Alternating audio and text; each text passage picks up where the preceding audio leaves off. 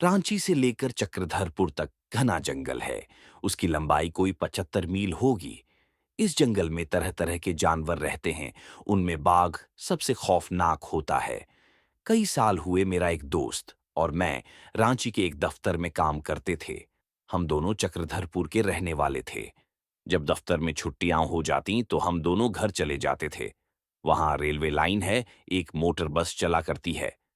एक बार हम दोनों को एक बड़े जरूरी काम से घर जाना पड़ा। संयोग से उस दिन मोटर बस भी न मिली। आखिर यह तय किया कि पैरगाड़ी पर चलें। हिसाब लगाकर देखा कि अगर बीच में कहीं न ठहरें तो 9-10 घंटों में पहुंच जाएंगे। आखिर कुछ खाने पीने का सामान लेकर हम दोनों साइकिल पर सवार होकर शाम को 6 बजे निकल खड़े हुए। उजाली रात थी। मील भर जाने के बाद चांद निकल आया। आसपास की पहाड़ियां दिखाई देने लगीं। चारों ओर सन्नाटा छाया हुआ था और उस सन्नाटे को चीरती हुई हमारी साइकिलें सन सन चली जा रही थीं। थोड़ी थोड़ी दूर पर जंगली आदमियों की बस्तियां मिल जाती थीं। उनकी झोपड़ियों से ढोल, झौर बांसुरी की मीठी मीठी आवाजें आ जाती थीं। दम दोनों इस दृश्य का आनंद उठाते चले जा रहे थे। अचानक मेरे दोस्त को कै आ गई और वह साइकिल पर से गिर पड़ा। उसका यह हाल देखकर मेरी जान सूख गई। उसे तो हैजा हो गया था। अब क्या करूं? न कोई बस्ती न गांव। उसे कहां ले जाऊं? कुछ समझ में न आता था। मैंने अपने दोस्त का नाम लेकर पुकारा, मगर उसके मुंह से कोई आवाज न निकली। वह दर्द भरी आंखों से मेरी तरफ देखने लगा। उसकी यह दशा देखकर मुझे भी रोना आ गया। फिर सोचा, रोने से क्या होगा? देखूं, यहां नजदीक कोई गांव है या नहीं। शायद किसी से कुछ मदद मिल जाए। मैंने अपने दोस्त से फिर पूछा, भाई तुम्हारा जी कैसा है? कुछ तो बताओ। फिर भी कोई जवाब नहीं। मैंने उसकी नाड़ी पर हाथ रखा। नाड़ी का कहीं पता नहीं। हाँ, सांस चल रही थी। सोचने लगा, इसे छोड़कर कैसे जाऊं? कोई जंगली जानवर आ पहुंचे तो लाश का भी पता न चले। आखिर मैंने दोनों पैर गाड़ियों को एक पेड़ पे सहारे खड़ा किया और अपने दोस्त को उस पर लिटाकर किसी गांव की तलाश में निकला। रास्ते में बार बार अपने दोस्त का ख्याल आने लगा। चारों ओर घना जंगल। पेड़ों के नीचे बड़ी मुश्किल से रोशनी पहुंचती थी। रास्ता न दिखाई देता था। अचानक मैं एक पत्थर से ठोकर खाकर गिर पड़ा। चोट तो ज्यादा ना आई, मगर हाथ पांव कुछ छिल गए।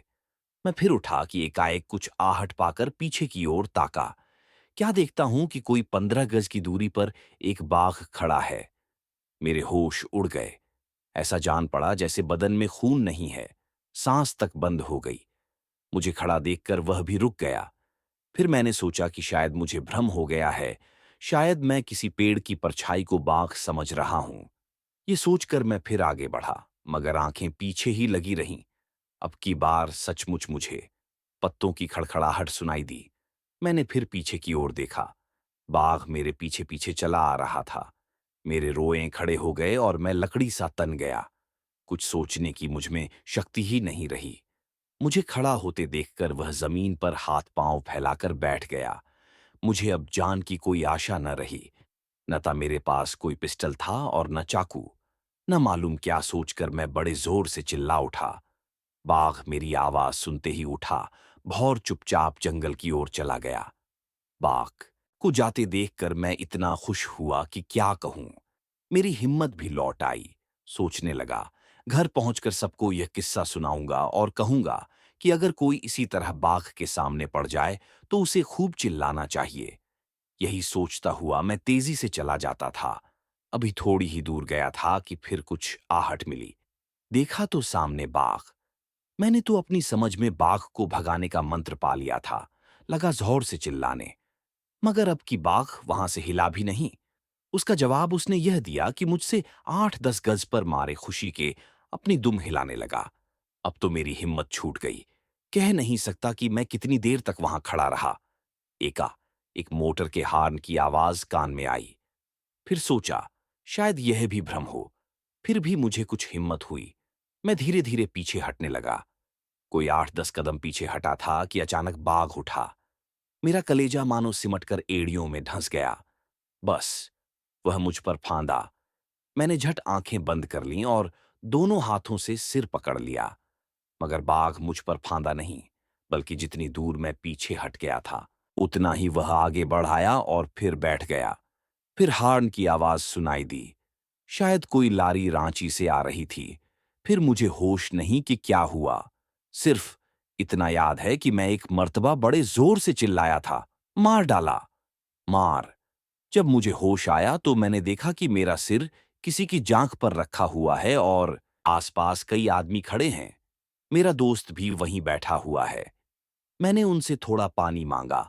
उन्होंने मुझे गर्म दूध निकालकर पिलाया। बाद को मुझे मालूम हुआ कि यह साहब इंजीनियर थे। अपने 3-4 दोस्तों के साथ टाटानगर जा रहे थे। रास्ते में उन्हें दिखाई दिया कि पक पेड़ के नीचे 2 आंखें सी चमक रही हैं। उन्होंने बाघ समझकर बंदूक उठाई।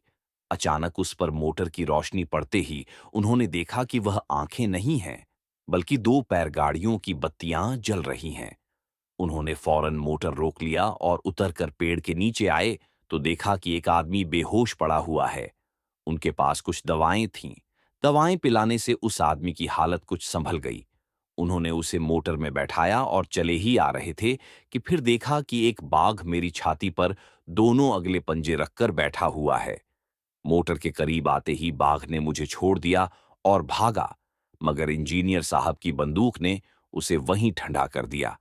उन्हीं की मदद से हम दोनों घर पहुंचे। मेरे सारे कपड़े खून से तर थे। छाती में जख्म हो गया था। कई दिन मरहम पट्टी करने के बाद मैं अच्छा होकर फिर रांची लौटा। उसके थोड़े हो दिन बाद इंजीनियर साहब ने मुझे एक बाघ की खाल भेज दी और लिखा कि वह उसी बाघ की खाल है। यह खाल अभी तक मेरे पास मौजूद है। समाप्त।